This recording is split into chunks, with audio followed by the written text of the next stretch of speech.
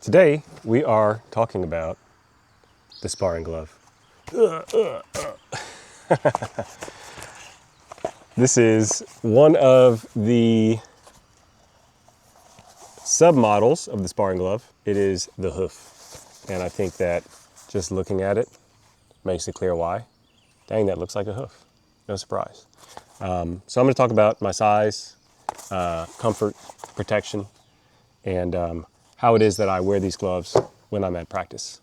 And so let's get to it. So I've had these sparring gloves since 2017.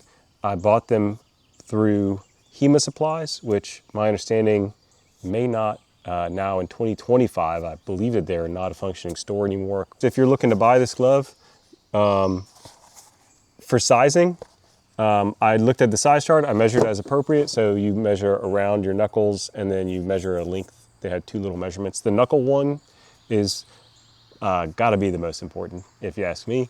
Because if the glove is too skinny, then you just won't be able to fit your hands in it. And if it's way too big, then it doesn't matter how long or short it is. It's just not going to work for your hands. For my sizing, I was a little bit in between sizes. I was a little bigger than the small and a fair bit smaller than the medium. So I got the medium after a little bit of back and forth, and it's worked great for me. And the reason is because wearing this glove, let's look inside it, because I feel like really seeing inside can help. You see what's in there? It's not much. You have the exterior, the protective. You have, I mean, you could call that padding. It's not padding. It's mildly softer, I suppose, but there's no pad to it.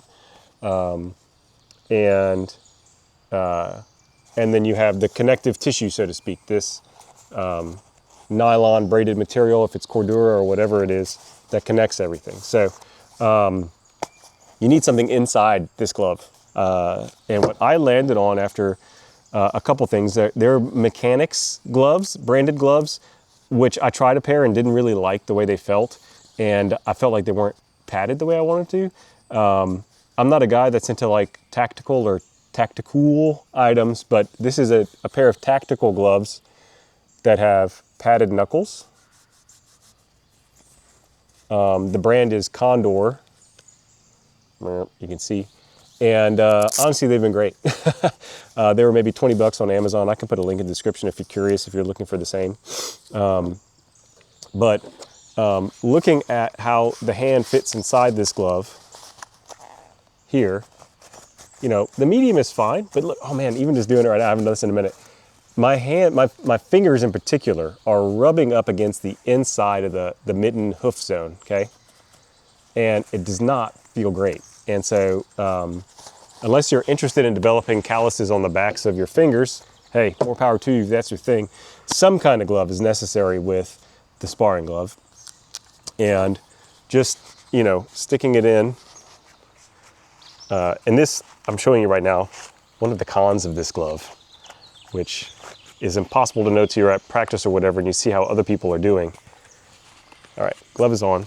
It's well seated. Feels great, okay? And there's plenty of space in there for those padded knuckles and everything that I have on those Condor gloves. Like this, they're really comfortable.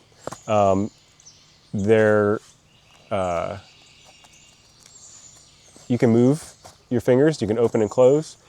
Your dexterity is pretty limited with these, yeah? This part on the front here, when you're grabbing, kind of gets together. And it's a kind of a funny situation, like if your sword is flat on the ground and you're trying to get it, you're kind of pinching it. So there's some awkwardness, like with any kind of hand covering thing, that you lose dexterity. But not so much that it's problematic. You can kind of work around it. I will say for me, these have been comfortable. I've been struck on them, as you can see. Just looking at the glove, you can kind of see where I've been whacked. And I've had no hand injuries. I have not had a blade go between here, which I've heard can be problematic. But that has not happened for me yet. And I mean, that gets at any kind of armor thing where the goal is mitigation, not 100% protection. With these things that we spar with. And so there's a trade-off there between comfort and protection by having this hoof slice. At first, whenever I was wearing these for practice, before they broke in, there was more pressure on the ends of my fingertips while bending and keeping the grip on the sword, because this part on the end wasn't bending like it does now. So it took a little bit of time, but it's been very comfortable since then. These ends of my fingertips would be like kind of painful the next day after practice. And then that has faded after wearing them now. I think I've used them maybe 7 or 8 times. So not that often in a sparring environment to get to that point. Now, this is the only kind of version they had whenever I bought this back in 2017. When it comes to like this cuff situation, they now sell it with like the hourglass shaped cuff with I believe an even longer cuff, the extended cuff. So this has been convenient from that standpoint. Some of the thinking about the trade-offs here with this glove. I've never really gotten hit right here very hard. People say that could hurt. You know, it's pretty well protected, but I have not really been hit with the fetter or whatever at that spot to find out what it's like. So that hasn't happened yet. Putting this glove on and off is kind of annoying. You get it on and it's great, yeah? But like, if you're wearing 2 of these and you've got your helmet on, okay? And you're in class, you're in practice or whatever, and you've done a drill, kitted up, and then coach is like, all right, let's talk about the next thing that we're gonna do. It's kind of not the easiest thing to be wearing these gloves and take off your helmet and then also put it back on. You know, I have a kind of bigger helmet, so it's probably more difficult for me to have the PBT Warrior mask, which is a big helmet. And I typically kind of need to pull a strap and put it on. I kind of can't take my helmet on and off easily while wearing the gloves. So it's kind of annoying, because then I end up having to take one glove off, then use the free hand, which is gloved, which is fine, to get it off, and then put the helmet on, then get the glove back on, and then go back into sparring or drilling or whatever. So I find it like in my club, I'm the only person that has these gloves, and I'm often like a little behind other people dealing with the on and off, which, you know, sometimes that means like during a break period, instead of taking my helmet off, I'm just standing there with it on, which is kind of hot. Is this a big deal? No, it's not a big deal, but it is a difference when it comes to wearing these versus especially shorter gloves that you're not. So consider when I'm wearing this and I'm sparring, I'm also wearing my jacket, right? I'm wearing the whole getup, and this gets shoved on top, not just your arm, but the sleeve of the jacket. So there's just a little more effort involved, which means a little bit more time and stuff. So just the donning and the doffing of these in order to get your dexterity back to take your helmet off in between things is the negative. I mean, if we're searching for them, that's one that I found.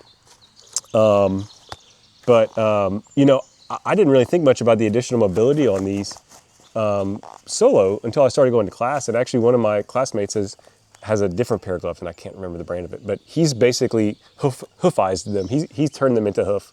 He cut them open because he was getting some serious impingement with some of his finger mobility. It was causing, you know, some difficulties for him, and cutting them open really helped with the mobility. So I think that's kind of a vote in favor of the mobility provided by these hooves while they're on. So, you know, maybe it's worth it long term. I'd be curious, you know, now that they have more options with this, like if I were buying this glove today, I feel like I would most likely get it with the shorter, like the hourglass shaped cuff, and just get a forearm guard for my jacket. Like the additional cost is okay with me. I know being price conscious is important. To me, that additional cost to have a separate forearm protector just attached to my jacket so that I could just have a simpler glove to take on and off, I'd be willing to pay the 20 or 30 bucks to do that. So considering that whenever I get a next pair of gloves. There's another thing about these which is interesting, and I found, like, you know, sometimes annoying, whatever. The way that they're held together here, these straps, the like elastic here. I don't know what the alternative would be with a long cuff, how you would attach them. So take it with a grain of salt. But I have found sometimes these strings get in the way. You just have to be conscious of them whenever you're putting the gloves on and off. And when you're sticking your hand in here, especially when you have a sleeve that's taking up some bulk here, sometimes it gets caught and drags, and I've found myself accidentally hooking a thumb through one of these strings, and then when I've got my hand up in the glove, it's hooked on there. So you have to be mindful when you're putting it on. It just goes to just a little bit of added complexity of the donning and doffing with this sparring glove. But when it's on and when you're using it, and once it's broken in, I've been really happy with it in class. So that's been my take on it. I'm curious if you've gotten a newer pair of sparring gloves. Do you have the hoof? Has it worked for you? Is there a noticeable difference? Have you compared the mitten style to the hoof style? Because that seems like the real question. Like, is it worth that? And then I want to hear, I'm very curious about the shorter cuff options. I mean, I've read about them, but I'd be curious about an up-to-date take on them. So hit me up. Now, as far as the gloves, I have no notes. These are great. And I used the Condor sizing chart that they had along with this item. It was on Amazon. I don't think that they were available via Prime, but I mean, the shipping was quick. So anything like this will probably work great for you. And this specific pair, I can certainly recommend. It was great. It has been great. So have a good one. Thank you for joining me on this little sparring glove review.